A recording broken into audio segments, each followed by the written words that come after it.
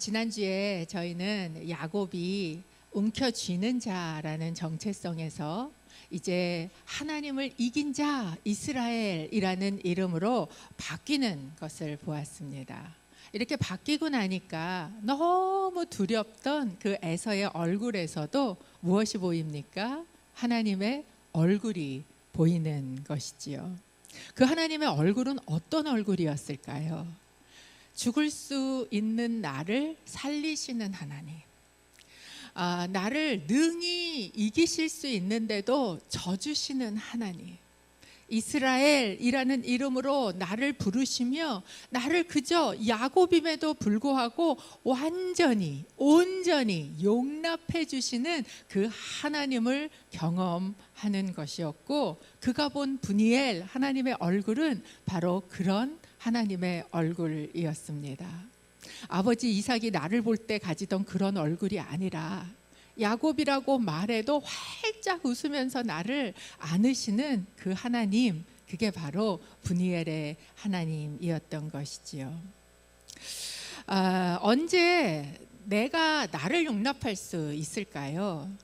내가 나를 용납할 수 있는 것은 바로 하나님께서 나를 온전하게 용납하셨다는 것을 진짜 경험이 될 때, 진짜 용납받는 경험이 내 안에 일어났을 때에서야 내가 용서받고 사랑받고 축복받고 인정받는 자로구나 고 나를 용납할 수 있게 되는 것입니다.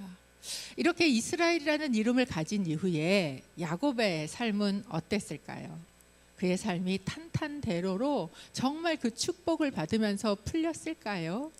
놀랍게도 그 이후의 삶은 말할 수 없는 어려움들을 겪습니다. 그가 그렇게 이뻐했던 한 명밖에 없는 딸 디나가 강간을 당합니다.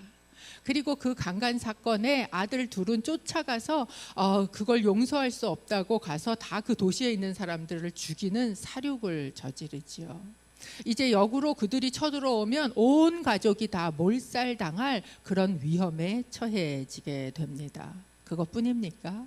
정말 사랑했던 아내 라헬, 그 라헬이 길에서 자식을 낳다가 죽는 그런 사건을 겪습니다.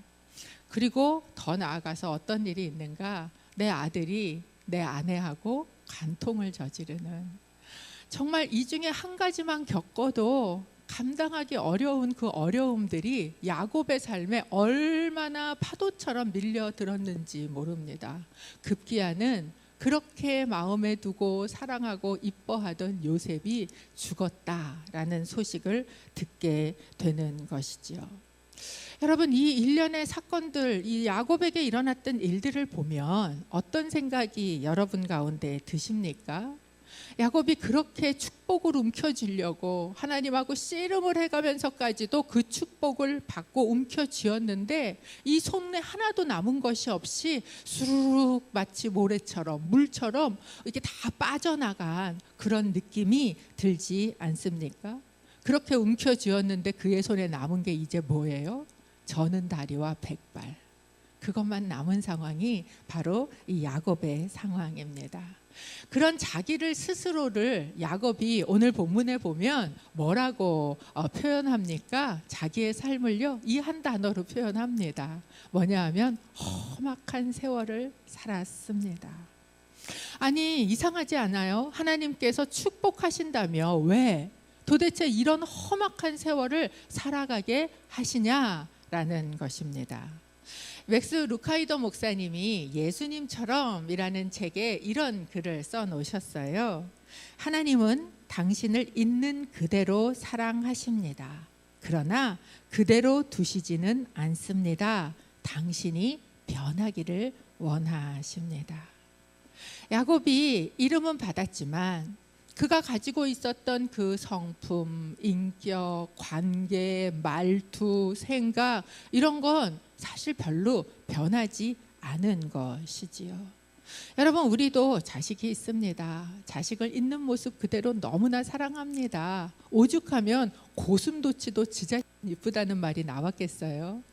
이렇게 사랑 있는 모습 그대로 사랑하지만 그러나 내 자식이 그 모습 그대로 평생 가기를 원하지는 않습니다. 더 나아지기를, 더 성숙해지기를, 더 하나님 닮은 모습이 되기를 원하는 것이 바로 부모의 마음입니다.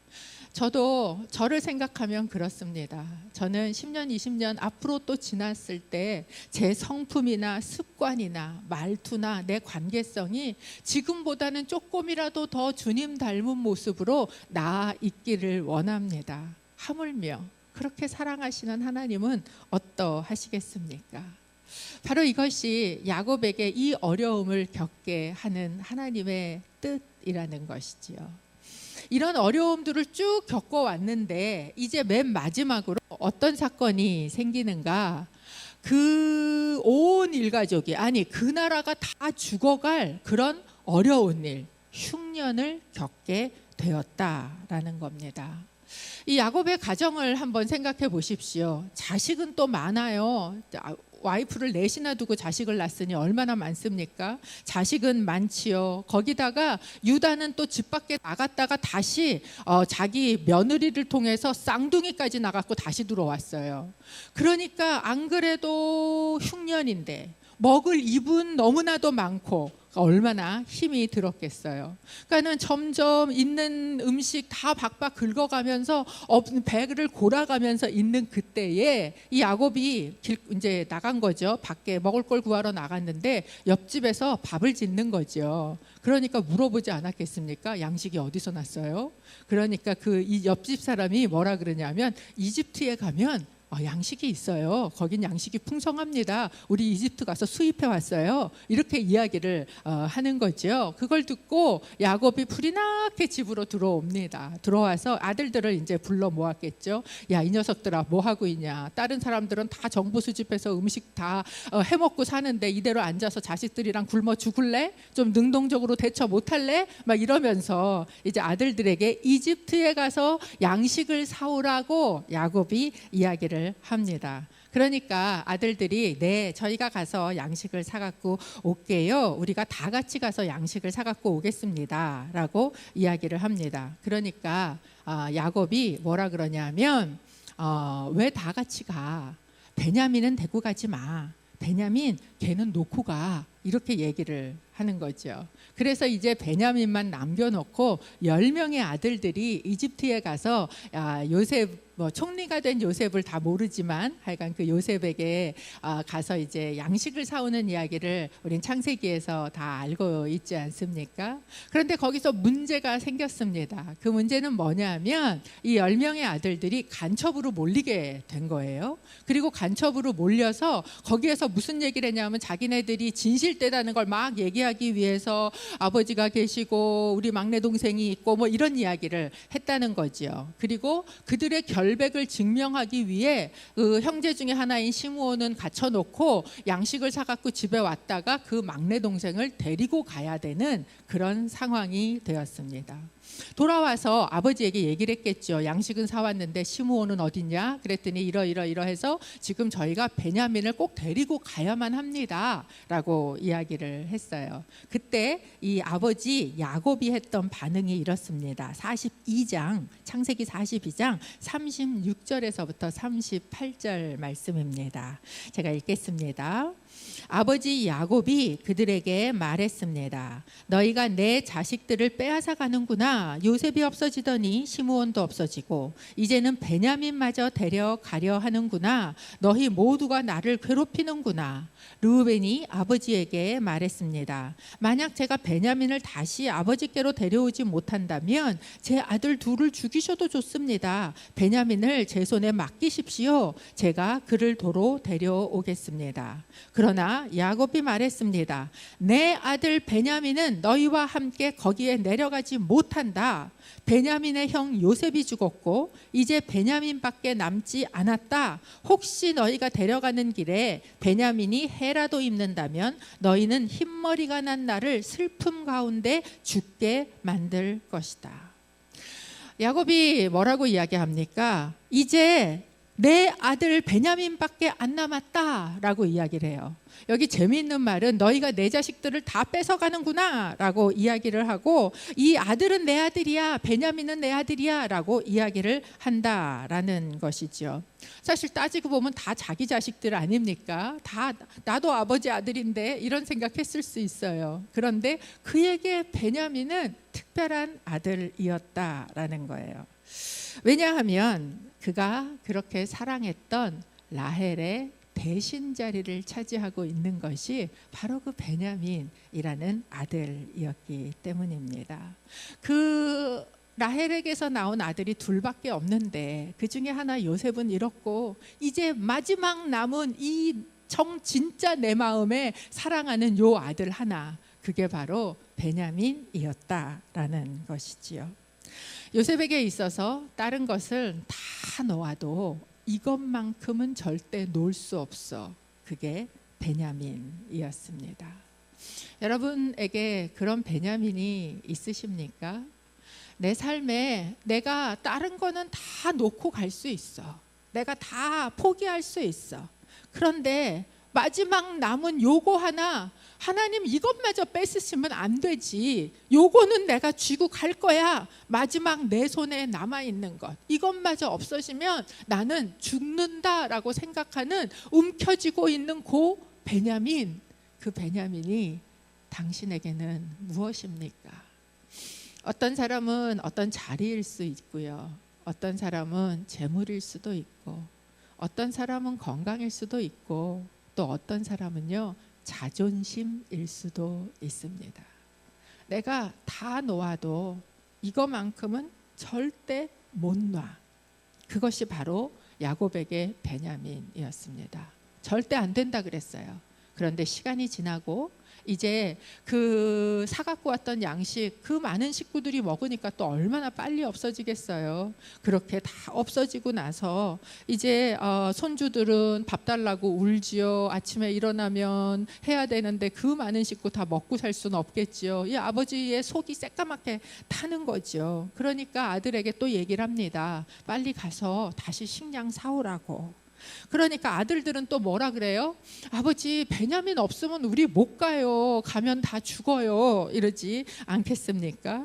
그러니까 막 화가 나는 거예요. 야곱이요, 몇 번이나 그런 얘기를 합니다. 왜 너네는 베냐민이 있다고 말을 해가지고 지금 이런 어려움을 겪게 하느냐라고 막 그 어쩔 수 없는 화가 남과 내가 어떻게 할 수 없는 이 상황과 그 속에 갈등과 어려움을 겪고 있던 야곱이 마지막에 하는 이야기는 이것입니다.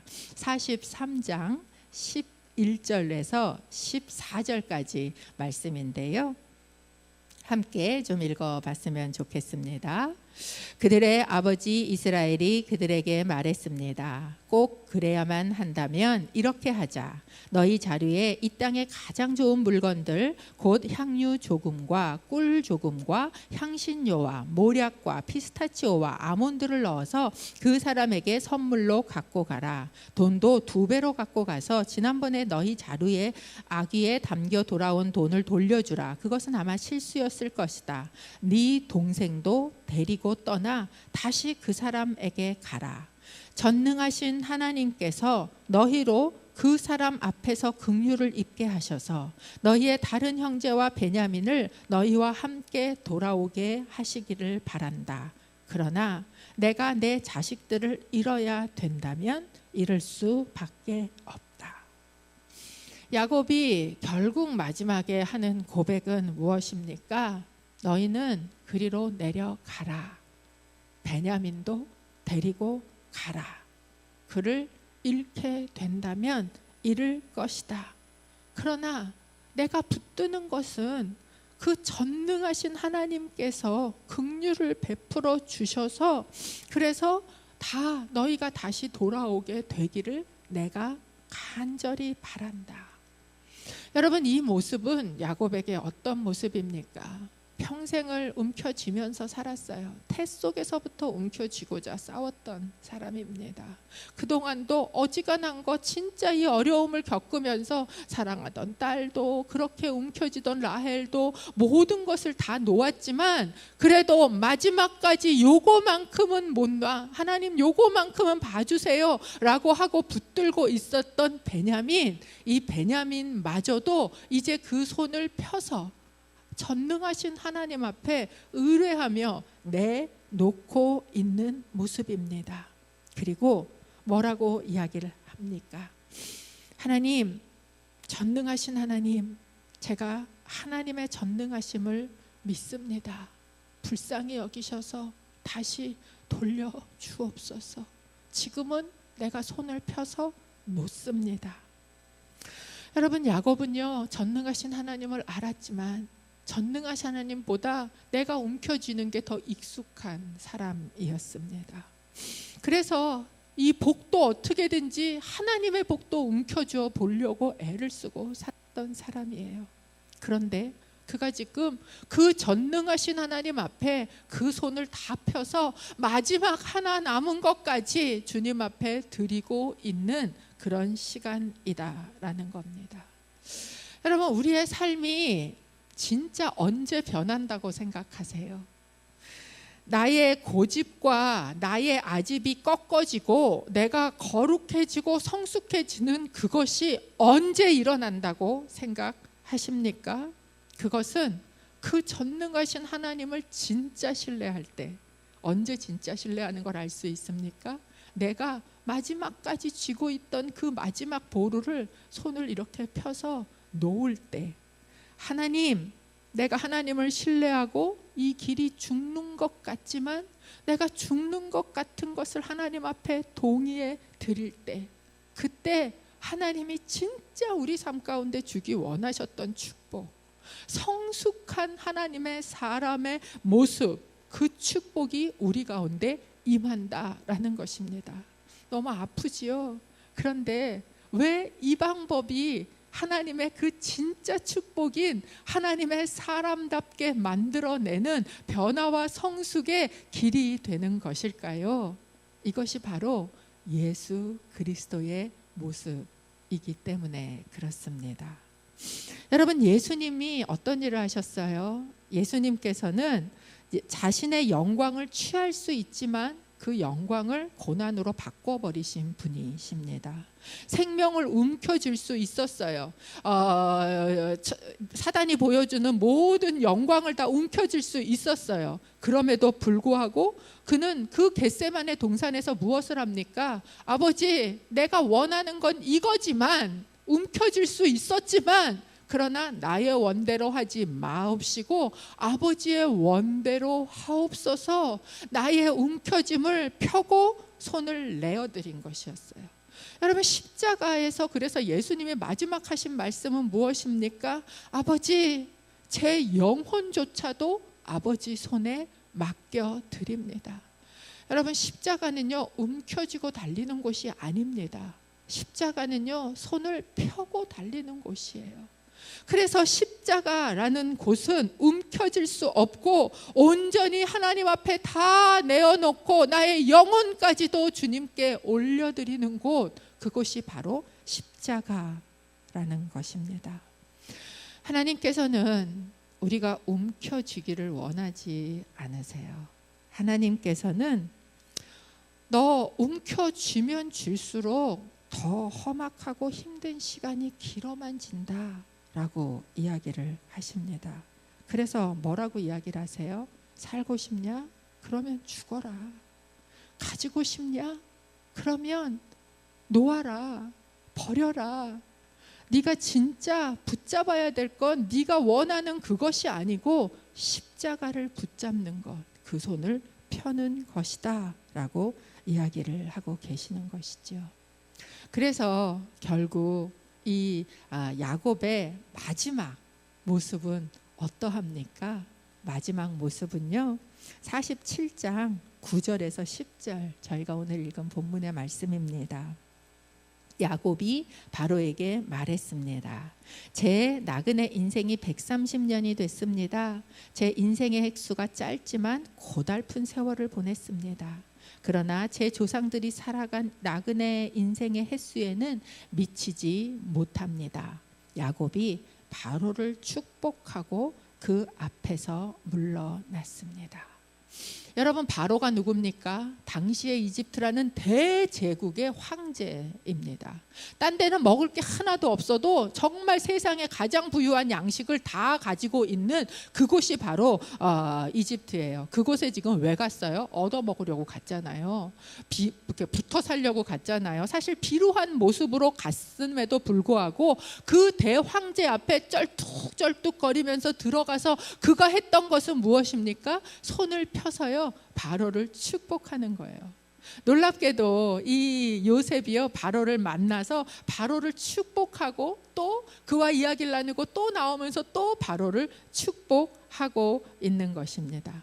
여러분, 이 야곱의 모습이 어쩌면 지금 오늘 우리에게 하나님께서 원하시는 크리스찬의 모습이라고 생각을 합니다.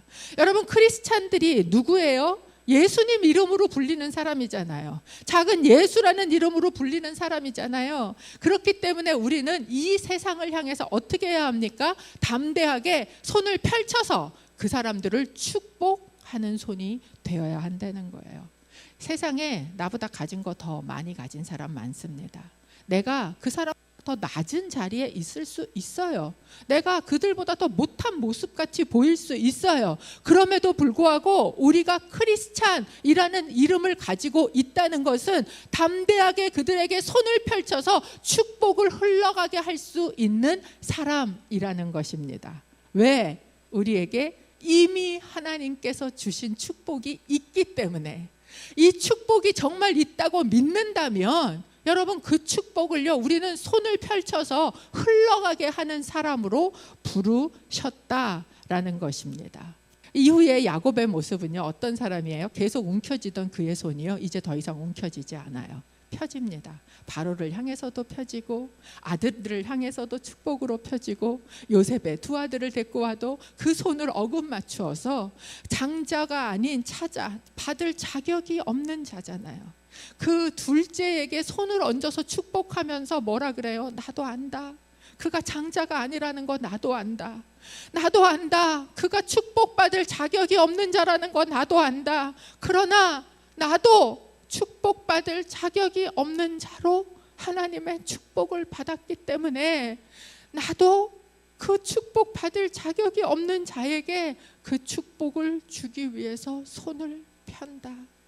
여러분, 이것이 크리스찬의 하나님의 이름으로 불리며 살아가야 하는 정체성, 모습이라고 생각합니다. 우리는 축복의 통로로 부름을 받지 않았습니까? 고린도후서 4장 10절에서 12절에 보면 사도 바울은 고린도후서 4장 10절에서 12절에 보면 사도 바울은 이런 이야기를 합니다. 우리는 항상 예수의 죽으심을 몸에 짊어지고 다닙니다. 이는 예수의 생명 또한 우리의 죽을 몸에 나타나게 하려는 것입니다. 우리 살아있는 사람들이 항상 예수 때문에 죽음에 넘겨지는 것은 예수의 생명 또한 우리의 죽을 육체 안에 나타나게 하려는 것입니다. 그러므로 죽음은 우리 안에서 역사하고 생명은 여러분 안에서 역사합니다. 여러분, 예수님의 십자가가 있습니다. 그 예수님의 십자가 때문에 자격도 없고 나도 나를 용납할 수 없는 나를 하나님께서 온전히 용납하셨어요. 축복하셨습니다. 그 이름으로 불리게 하셨어요. 그분의 십자가 때문에 우리는 죽음에서 생명으로 옮겨졌습니다. 그런데 그분의 십자가만 있는 게 아니라 우리의 십자가도 있다는 거예요. 우리의 십자가는 무엇입니까? 이 십자가 때문에 우리는 항상 죽음에 넘겨지는 것 같은 경험을 해요. 이거 놓으면 죽을 것 같은데 그걸 놔야 되는 상황이 오는 거예요. 하나님 그렇게 하라 그러시는 거예요. 그러면 이 죽음에 넘겨지는 이 경험, 십자가를 통과하는 것 같은 이 경험을 통해서 나는 죽음을 경험하는 것처럼 힘들지만 어떻게 됩니까? 우리를 통해 생명이 다른 사람에게 역사하게 된다라는 것이에요. 야곱이 그 손을 폈기 때문에 그 모든 가족은 어디로 갈 수 있는 생명을 얻는 길로 나아간 것처럼 우리는 죽음 가운데 역사하지만 그 십자가 가운데 역사하지만 우리를 통해서 누군가는 생명의 길로 가게 된다라는 거예요. 여러분, 이것이 십자가의 비밀입니다. 우리의 정체성입니다. 그렇기에 손을 펴십시오. 그것으로 십자가를 선택하시기를 바랍니다. 그리고 우리 입에 이 찬양이 있기를 바랍니다. 나의 죽음도 유익함이라.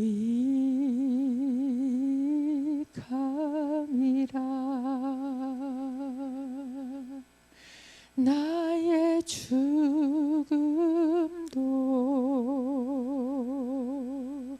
유익함이라.